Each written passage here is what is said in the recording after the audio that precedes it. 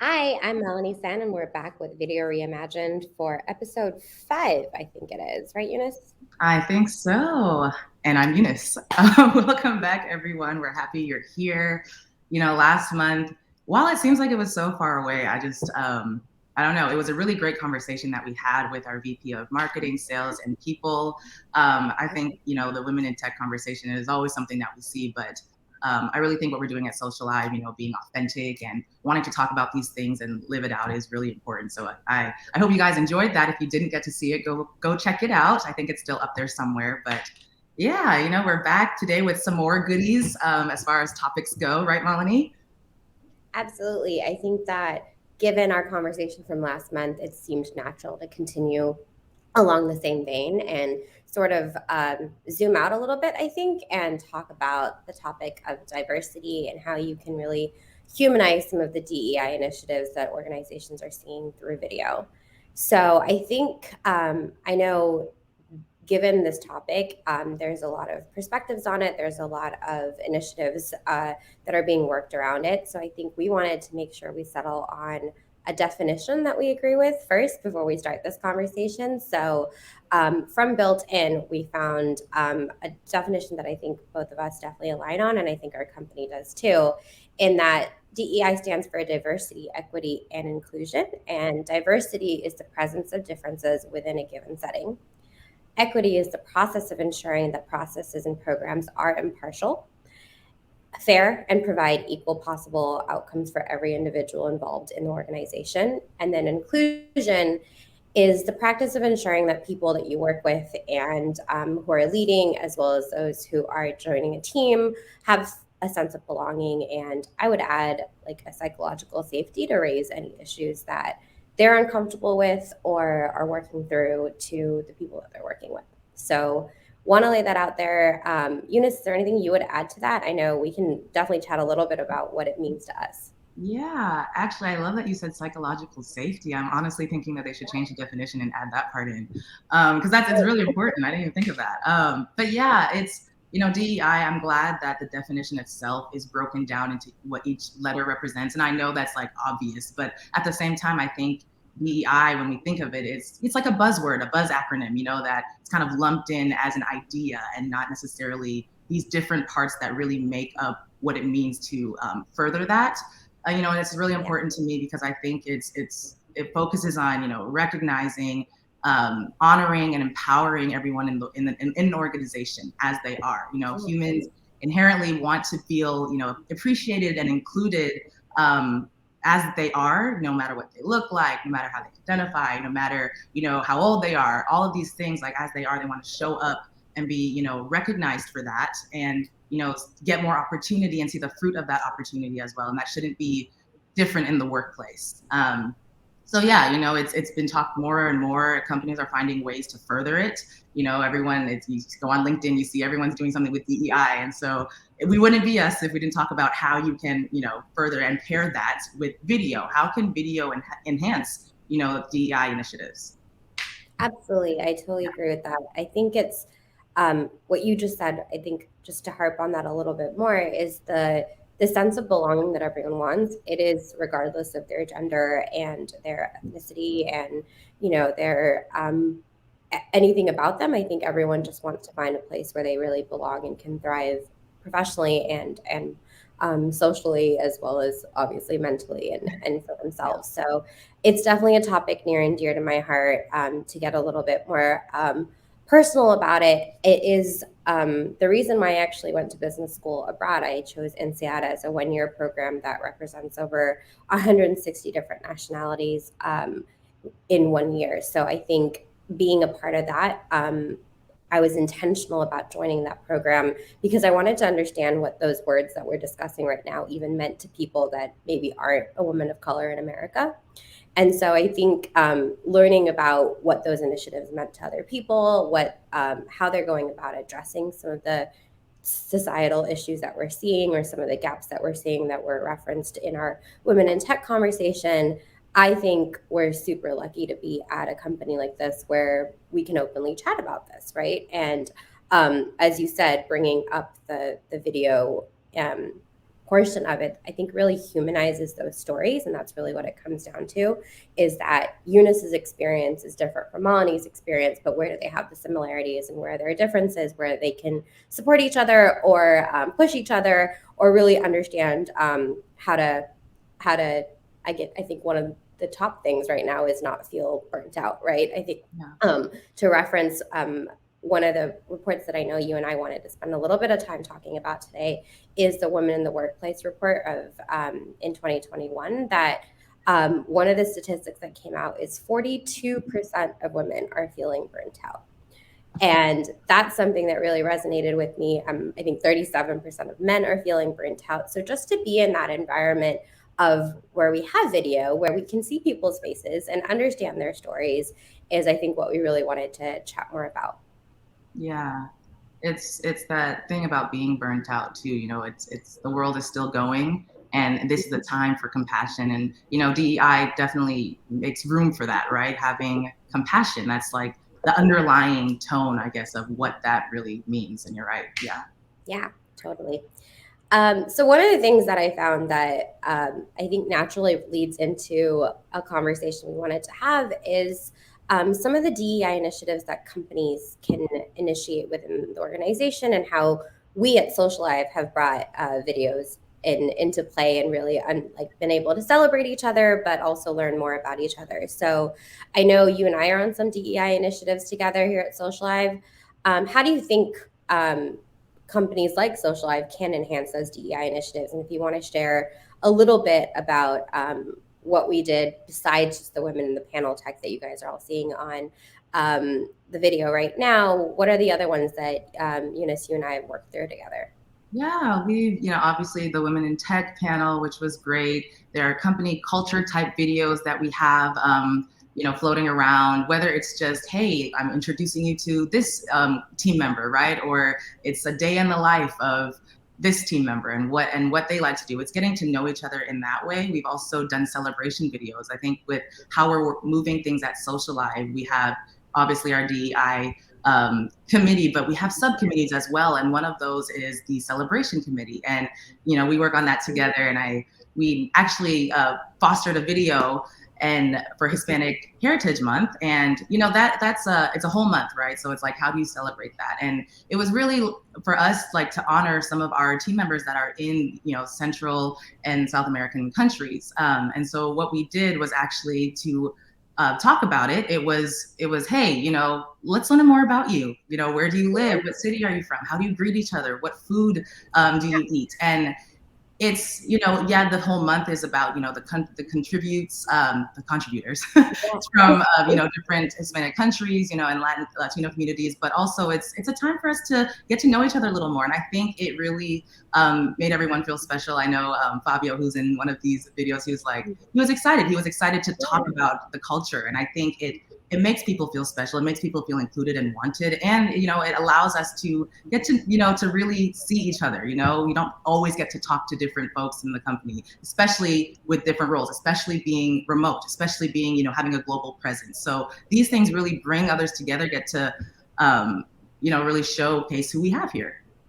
Yeah.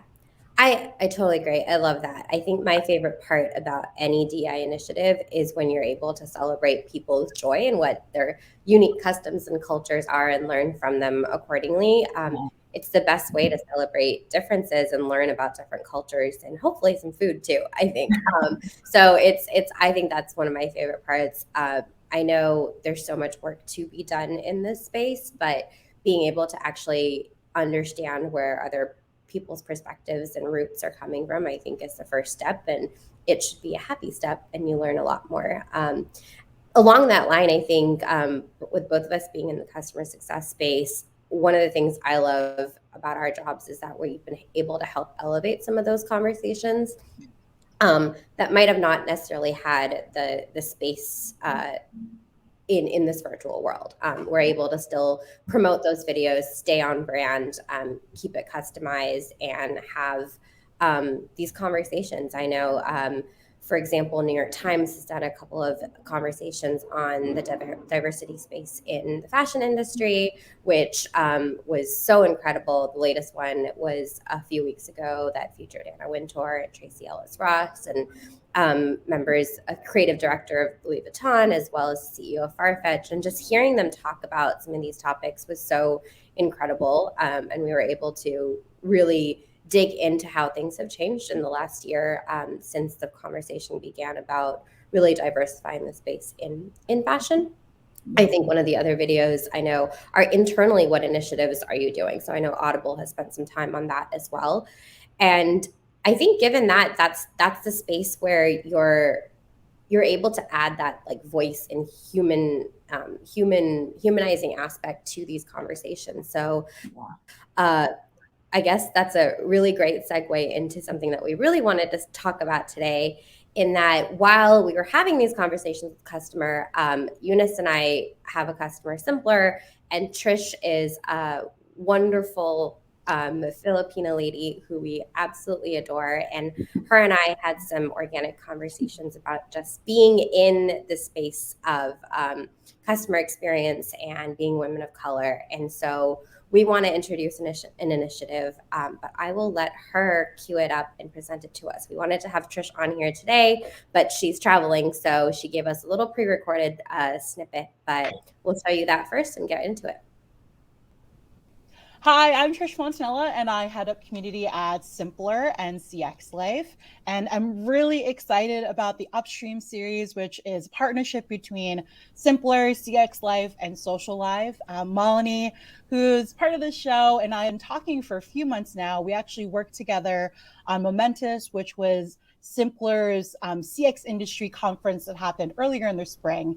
And as we were talking about our experience with events and getting speakers, we dove into what it was like for us as women of color around conferences. And we were trying to figure out a way for us to fit into the ecosystem to help people get on stages and have more diverse voices on these stages. And the Upstream series came about. The Upstream series actually was named by our new CX Life community manager, Lisa. I want to give her a shout out because she didn't know a ton about the series and then ended up naming this. But it's our opportunity to fit into the ecosystem to help novice speakers, so people that maybe they have a lot of experience but haven't been on stage before. Maybe they've never been asked because of the title that they have, and maybe their manager's been asked to speak at events, but ways for them to show off their expertise and be helpful to them in their careers, but also make sure that we have different voices that are hitting the stages of an industry, several industries that normally have kind of homogenous speakers on stage. So we're focused on historically underrepresented voices in customer facing roles for this first event, which is empathy in CX, something that is very top of mind for a lot of people right now. And yeah, we're really excited to talk about it. So if you want to attend, we'll link to that. And if you want to speak at this event or at future events in 2022, we're going to be doing these every other month or so with different topics and themes. We'd love for you to reach out. And yeah, just really excited. Hope y'all get involved and amplify and share if you can. Wow. I just love Trish. She's just, she's just a ball of joy. And I feel like everyone who ever comes across her is just like totally an agree. Automatic smile. That's amazing, and I absolutely love it.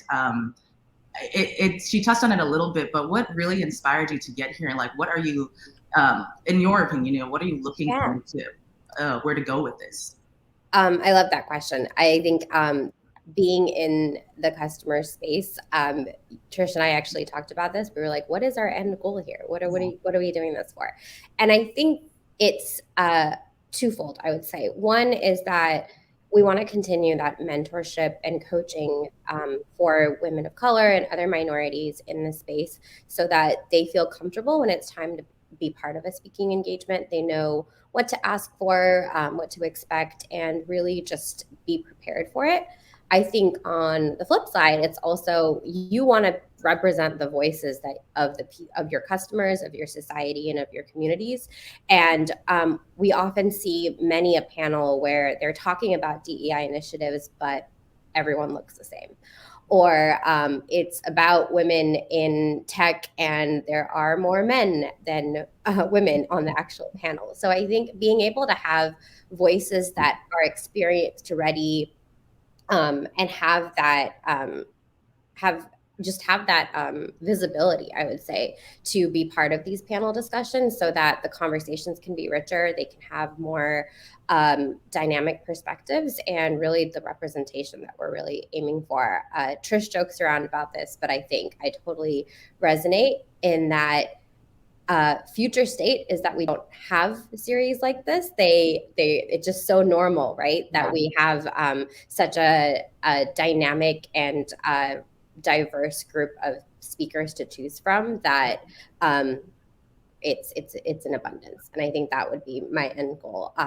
But I think the path there, we have a little ways to go, but we can make it fun. And so that's why, if any of you have any speakers in mind for keynotes, or even for speakers who would be great to add as a part of this to get that experience, please send them my way, Eunice's way, Trish's way. We would love to bring them part of this network and really work on this series together. I think it'll be a lot of fun.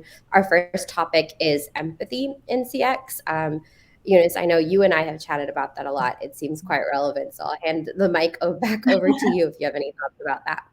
Well, yeah, no, I think it's a great topic to even start off with. I actually just saw an article on it on LinkedIn about empathy and how that's the most important skill to have these days, right? And so I think that's great that you're starting off there. Is that how the series is going to continue? Like, you kind of pick a subject and then find speakers to speak on it? Or is it more so, you know, you have a speaker that has a certain thing that they want to talk about and then you give them the platform?